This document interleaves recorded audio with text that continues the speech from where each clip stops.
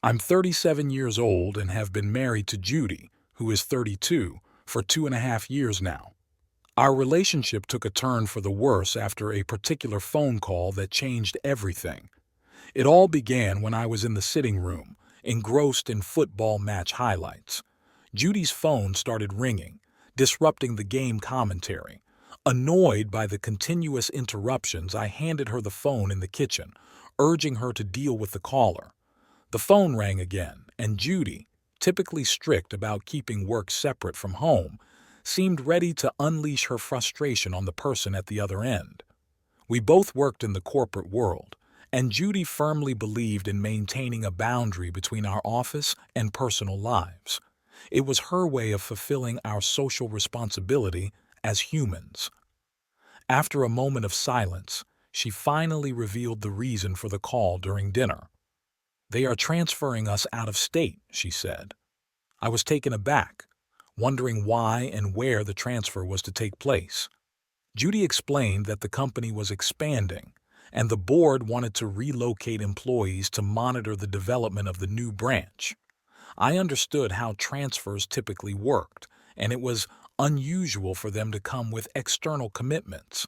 Judy, being a married woman, shouldn't have been considered for such a transfer unless she had applied for it.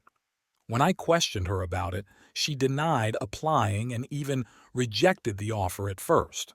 However, she eventually admitted that the transfer came with a promotion.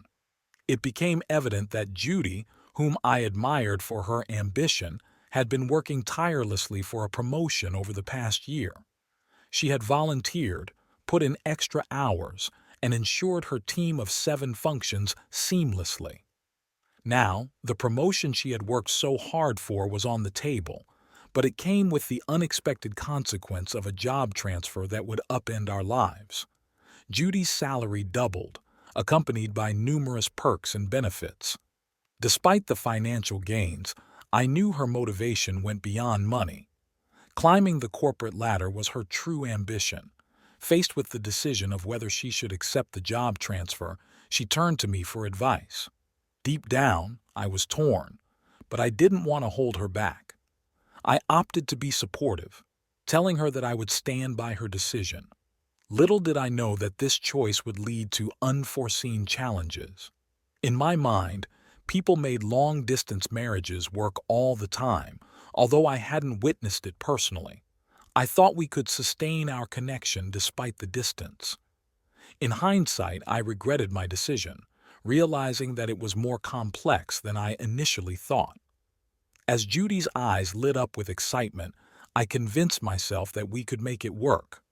I recalled friends who traveled for business, spending extended periods away from their families while maintaining strong marriages. However, looking back, I questioned whether I truly had a say in the matter. Judy never gave me much of an option. My pressing my genuine opinion might have jeopardized our relationship. Judy spent the evening thanking me for my understanding, but a wave of irritation swept over me. I sensed that she had manipulated the situation, subtly guiding me to a decision in her favor. She had baited me, and although I felt annoyed, her excitement tempered my emotions. Once her travel arrangements were finalized, we discussed how to make the marriage work. Daily calls and Judy getting 5 days off every month seemed like reasonable solutions. The thought of infidelity didn't cross my mind, trusting Judy's goal-oriented nature. As she boarded the plane, little did I know that our marriage had effectively ended. As the distance between Judy and me grew, our phone conversations became more intimate, and I found myself knowing more about her life than when we lived together. Initially, it seemed like I had made the right choice, prioritizing her ambition over my immediate needs. We were in a good place at least until 2 months ago. Judy called one morning to cancel her trip back to Michigan. Her company's quarterly performance had been subpar, requiring her to focus on recruiting capable professionals to fill administrative roles. I understood and didn't mind, as I was on the verge of closing a significant deal that would grant me more flexibility in my work.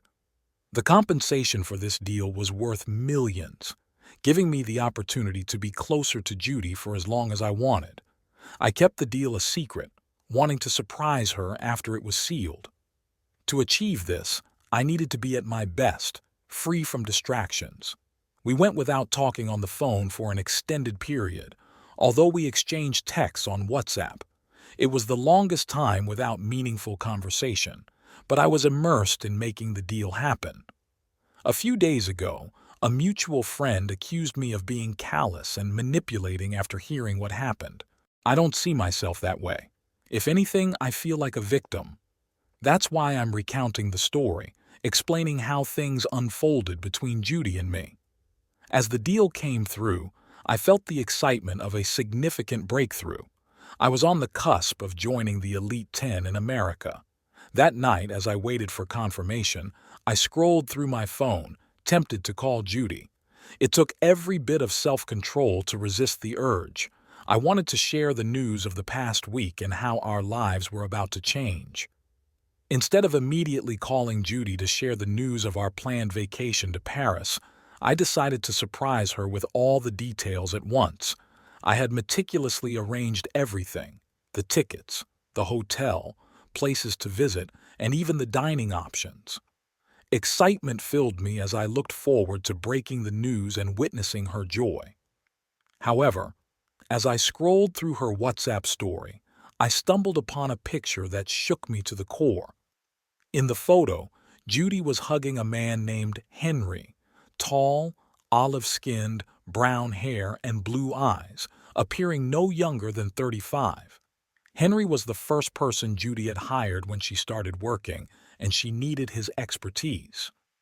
The caption beneath the picture read, "Dark times reveal angels." A sinking feeling gripped me, and I should have suspected something was wrong. Despite the urge to immediately tell her about the successful deal, I held off. Instead, I impulsively booked the next available flight to California to see her. Upon my arrival, my suspicions were confirmed. Judy was having an affair with Henry.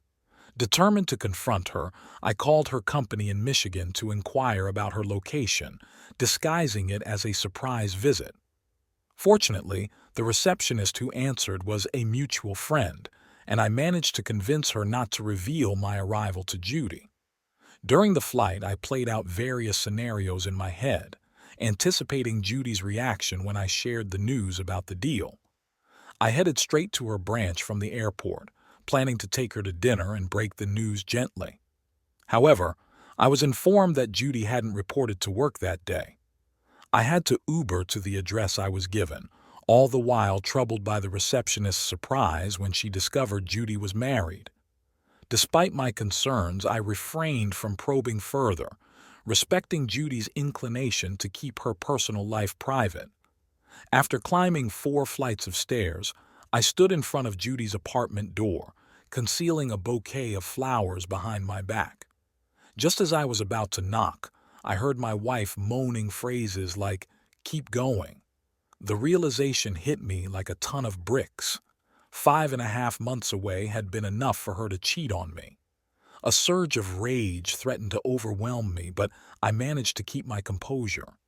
I left her apartment, driving back to her office to instruct the receptionist not to reveal anything about my visit. I even tipped her generously with $100. I checked into a hotel close to Judy's apartment, determined to keep a close watch on her. Over the next week, I followed her discreetly with a rental car. She remained unsuspecting, as her routine included work, yoga, and her apartment. It became apparent that she spent a significant amount of time with Henry, making it painfully obvious that he was the one she was cheating with. Despite calling and messaging her during this time, she used work as an excuse and pleaded for space to sort out her professional life. That's when I decided I wouldn't let myself be played any longer.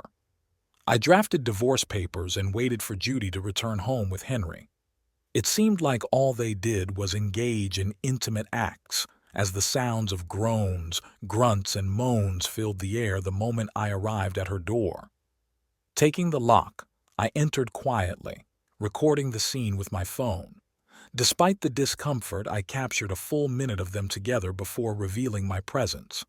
As Judy scrambled for clothes, I felt a strange sense of power. The experience was heart-wrenching, but the pain in her face when I told her I would share the video with her co-workers and family if she didn't sign the divorce papers made it somewhat gratifying. She pleaded for forgiveness, promising to resign and seek therapy, but I was repulsed by her. Every image of Henry with her made me sick, and I refused to entertain her pleas for forgiveness. I served her the divorce papers as soon as I could. After receiving the signed divorce papers from Judy, she claimed to have resigned from her job. However, that didn't deter me from taking a drastic step, sending the video of her infidelity to her parents.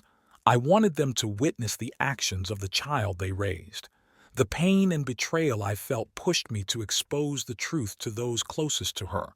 It was a decision fueled by a mix of hurt, anger, and a desire to ensure the consequences of her actions extended beyond our relationship.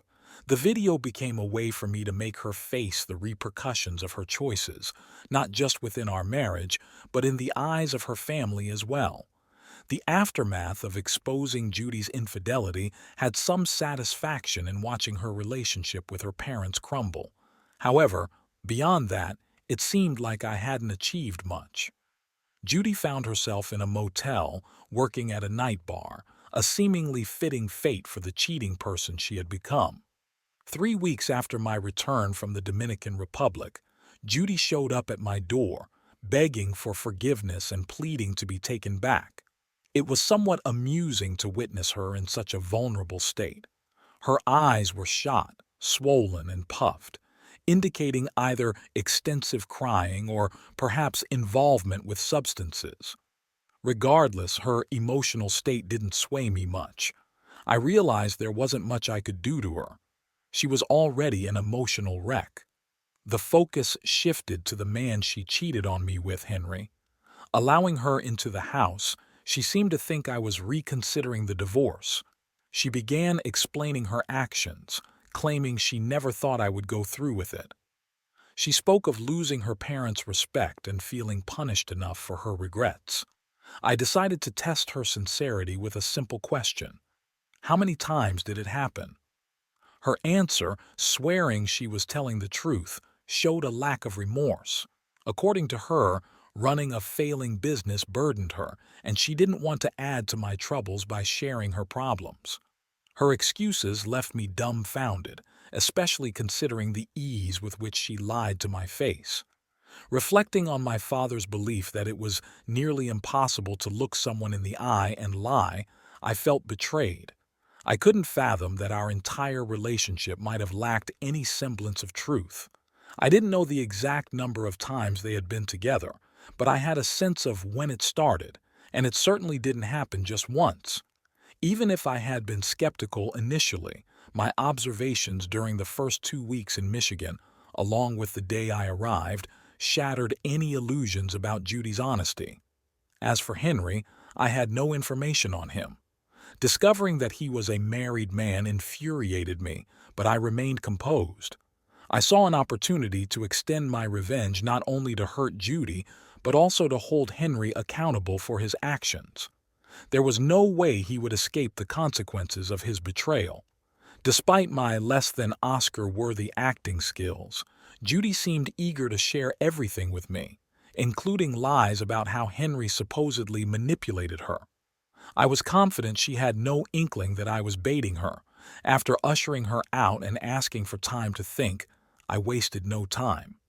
I sent the incriminating video to everyone who knew her, including her receptionist friend at the office.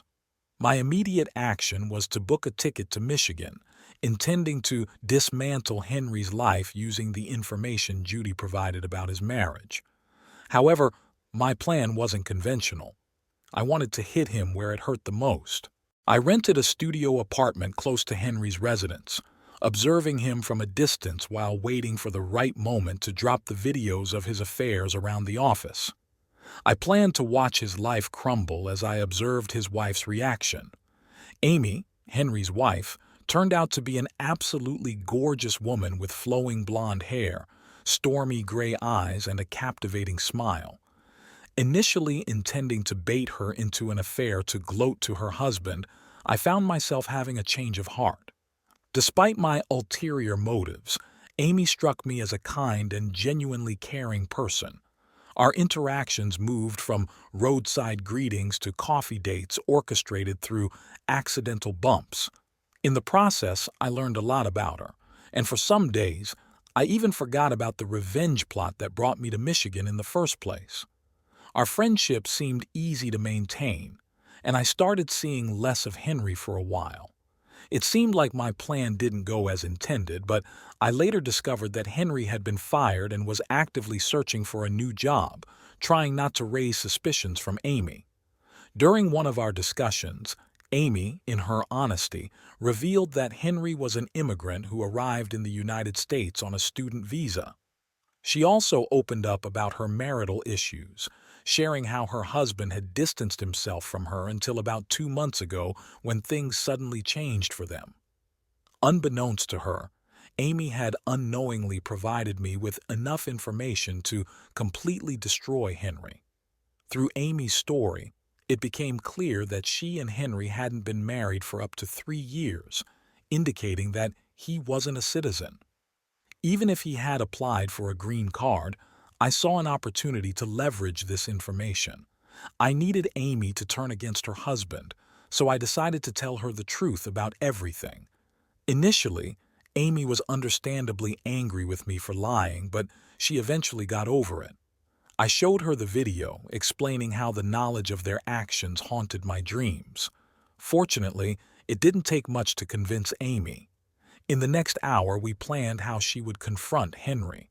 While I wasn't present to witness the drama, I ensured that he knew I was behind everything bad happening to him. The last I heard, Henry was facing deportation to wherever he came from. Now, I can say that I feel a sense of satisfaction. Thanks to that comment, I was able to express the full extent of my wrath, and in the process, I found Amy.